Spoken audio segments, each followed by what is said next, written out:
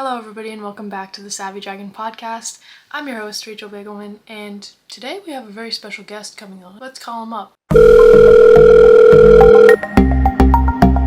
So, Hani is an American player with over 20 Premier Tops and 3 YCS wins, if I'm not mistaken. Yeah, Hani, welcome to the Savvy Dragon podcast. Thanks for joining us. how's it going? What do you think about the new format post ban list? I honestly think that the format is going in a good direction. Taking out the negations like Barone the Fleur and Savage Dragon, banning those two cards honestly made a huge impact in the game because it took away Omni negations, which is like huge, like pretty much negates that stop anything are just like I think very impactful. And like those being gone now just allow like power spells to be super impactful in the game. So I honestly think that that hit was huge.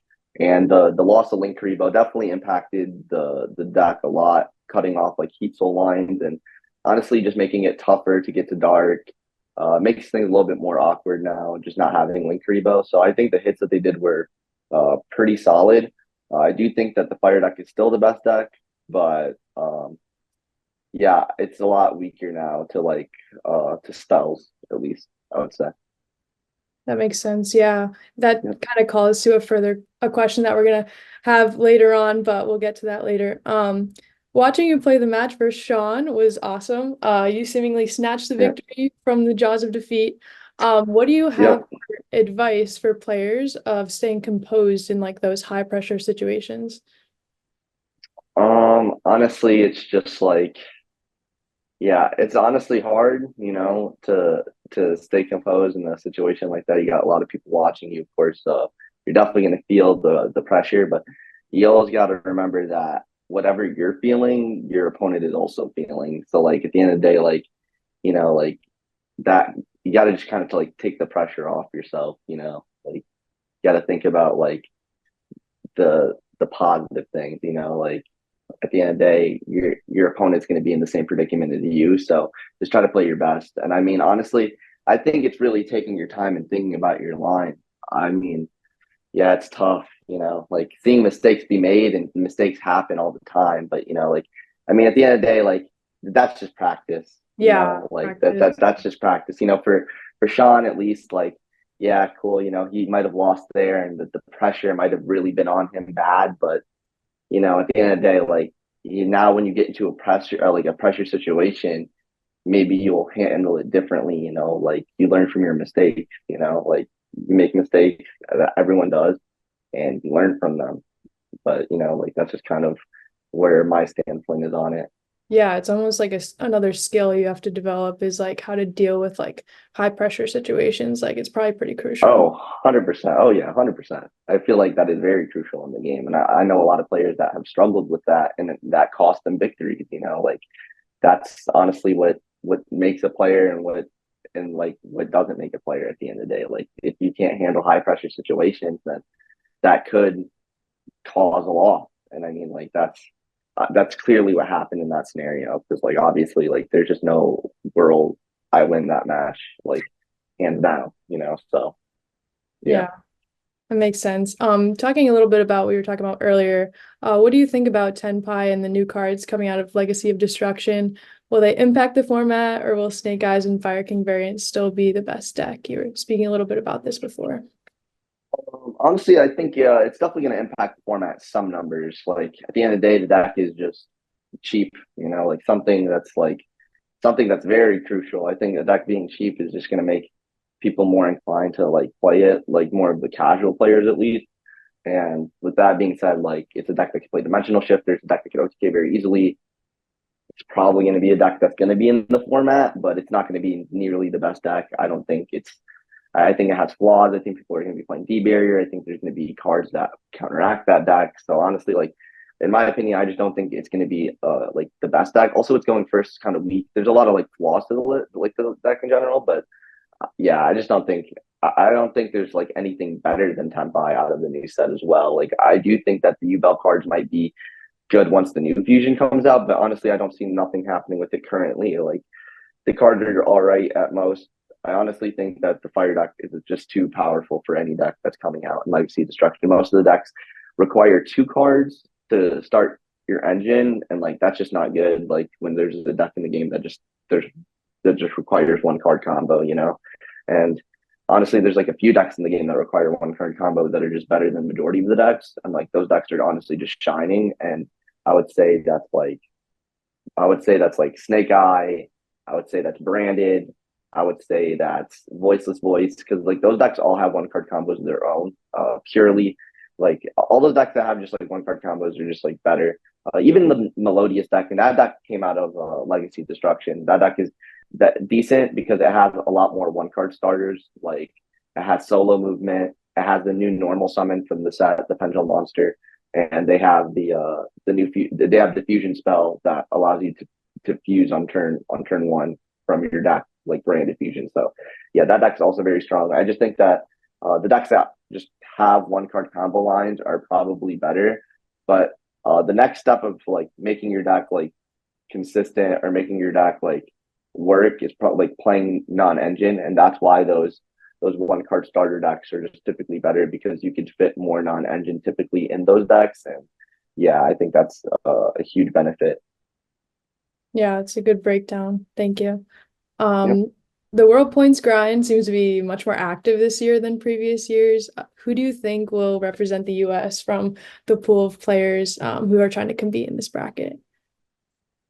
Um, so I mean, there's going to be 16 players. So you want me to list 16 people that I think are going to go, or like Just like a couple that are like obviously standing out to you, like you don't have to list all 16, but just like some players that are keeping your eye out this year. okay. So I mean, in the top 16 this year, I feel like it's going to be a lot different than the previous years for sure. Because like at the end of the day, there was a lot more people involved grinding and just like going to every single regional. And you know, like a lot of people take a different approach to the game. You know, some people would rather go to like every single like major YCS, and some people would rather go to every single regional and just accumulate points to go. And yeah, this year I feel like the representation of that was very high. So there's a lot of different faces in there. A lot of Yeah. people that honestly are not like they have not experienced like high pressure situations. And Yeah. honestly, like that event, I would say is definitely high pressure. I mean, you know, at the end of the day, it's a single limbs tournament, so and you're qualifying to pretty much go for world. So yeah, that's a very stressful situation, and I feel like a lot of the players are not going to know how to handle that situation. But I think that at the end of the day, that it's good. It's good to have a different scenery. Yeah. And I like I'm not personally in the top 16, but I do have a few friends that are in there. One of them being Christopher LeBlanc. He didn't get to play last year. Honestly, he just got unfortunate with the deck list error, and he couldn't play nationals or the top 16 playoff the last year. So man missed out two opportunities to go to Worlds. So this Yeah. year, This year, yeah. I can only imagine he's going to take it very seriously. So that's somebody I think that people should look out for. I mean, everyone was going to look out for him anyways. 6-time champion. You know, the next person I'd say people should probably look out for Christian Urena. Just Yeah. never went to World yet, and he's a 5-time champion. Everyone's familiar with the name, but he's I feel like he's definitely got his eyes on the prize, and I know he's going to play Infinite for that event. So I do think that he has a high chance. And then I would say Pack. Pack is somebody that I think is just very strong. And I mean, like he's very consistent at what he does. He's topped like every single event this year, so I wouldn't be surprised if he just like takes it. So Pack is probably like higher up on my list. But that's like I would say those are like Yeah. the three like known players that people should expect and have high expectations for. Now the people um, that are newer that I think that could do well in the playoff um, this year. I'd say Lucas Sacco. That's maybe one of them. He grinds a lot. He's he's constantly playing dueling book, just trying to figure out the next best strategy. And yeah, I just feel like he's always on top of things. So I do have high hopes for him. Walter Jewell. Walter's been around in the game. He's went to Worlds before. He's won YCS Mexico. But he's still, I feel like, a very underrated duelist, and he is going to be in top 16 of this tournament. And honestly, I wouldn't be surprised if he took it as well. And then same thing goes for my boy Ruben. Ruben is a little bit more known, but still, I'd say like he's still very like underrated in the game, and he's going to be in the World's race this year. And I wouldn't be surprised if he takes it. He's won two YCSs this season, so it wouldn't be a surprise to me. Yeah, no, it's great. I'm excited to see like how Yep, it goes. All great players for sure. yep. Nats is a few months away. Do you think it's too early to start prepping, cooking up ideas, or you guys already starting to think about it? Honestly, for me, I really haven't put much thought into it yet because honestly, like I'm not in the points playoff. I know a lot of people that are in the points playoff. I don't know if they're even keeping track, but I'm currently just working on this format and practicing for my upcoming YCSs. Yeah, Honestly, like my main goal is just like to win like major events. I know a lot of people have different goals. Worlds is definitely one of them, and like I'm currently like maybe like in like 20th or like 25th on the points leaderboard. And I honestly I'm not planning to attend any type of regionals, but just depending on how YCSs go, that's kind of where I'll like decide if I want to do anything like last minute. Like that I'm really more focused on just like playing major events and just like I'll just prep for nationals when the time comes and just I'll just prep like pretty much like maybe like 2, 3 weeks before. yeah, Not really trying to prep too early, um, just because like I just don't know how it's going to be ran. Like there's a set coming out the weekend of nationals, and I just don't know if it's going to be legal or not. And I feel like that's going to be the biggest determination of whether like like whether what deck I play. And I feel like that's going to be huge for everyone at the end of the day. Like if that set comes out the week of, that means everyone's going to have to learn it. And true. yeah, and that's just going to be like I think an advantage. I think it's an advantage at least.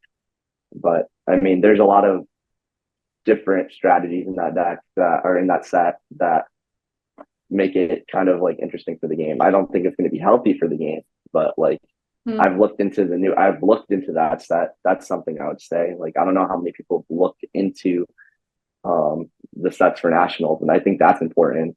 Yeah, But that's kind of hard to determine. It's hard to determine what everyone else is doing. But me personally, I've looked into the set. I know what's going to be now for nationals format, and I've somewhat put a list together with one of my friends. But um, I haven't played any of national format yeah, because like there could be a ban list too. Like there's like so many like factors, so like it's just like kind of tough still to too play so early. ahead.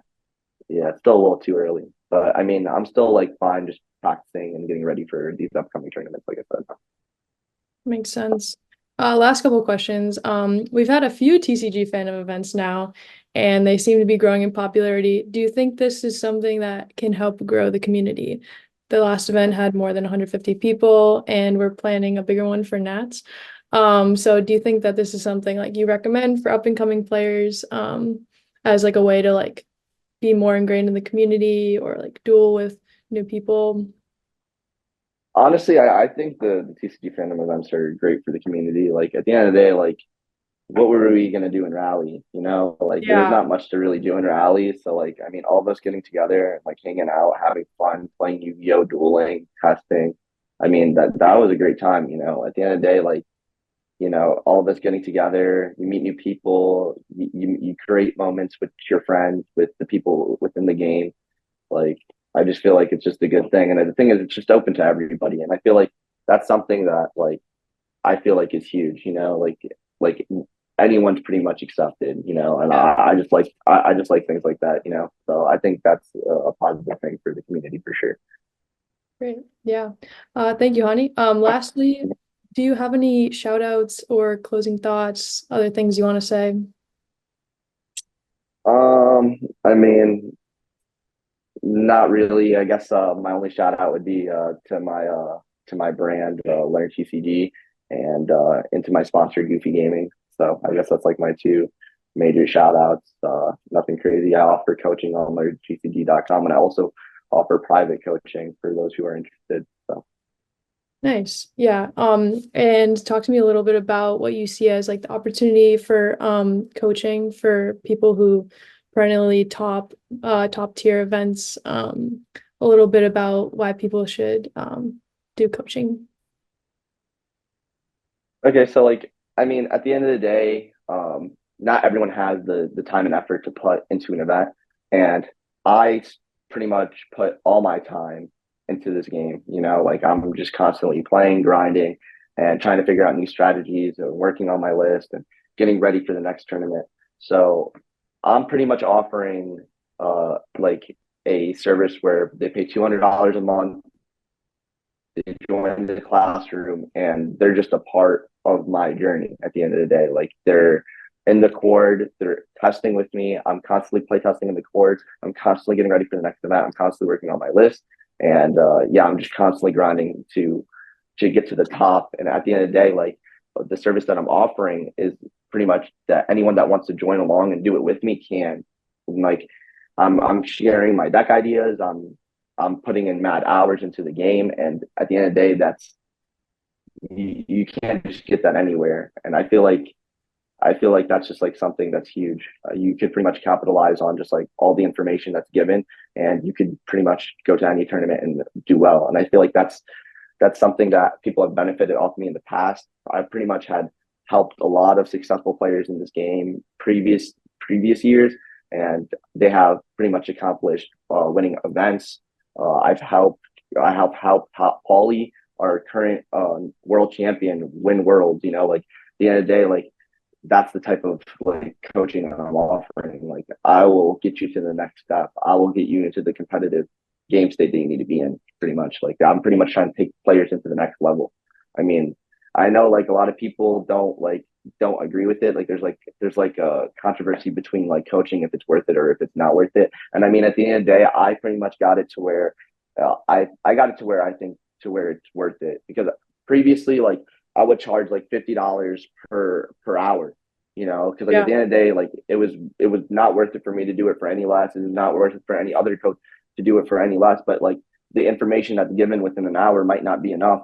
You know, if you're like prepping for a singular tournament, right? Let's say you got a tournament on the Saturday and you're familiar with the game, like you're knowledgeable within the game, and all you need is like a deck list, and you need to go through like a few line of plays, and like I feel like that's like where an hour session could be more valuable. You know, you finalize your list, you talk about your matchups a little bit more, you go through side patterns, and then your $50 is like pretty like it's pretty like worth it in my opinion.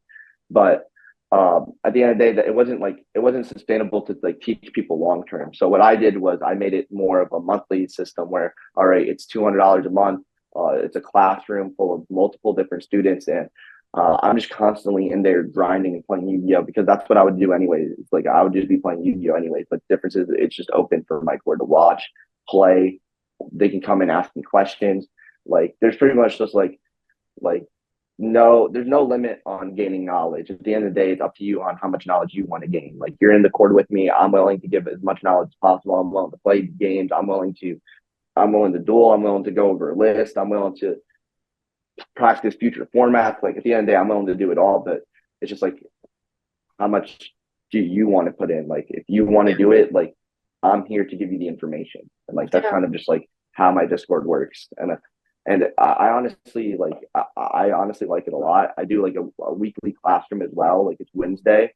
It's like a 4 hour session where we all get together that singular day. But outside of that Wednesday classroom, from Monday through pretty much 7 days out the week, like I could be in there testing, playing Yu-Gi-Oh with my students, and like that's kind of just what we do, practicing for the next event.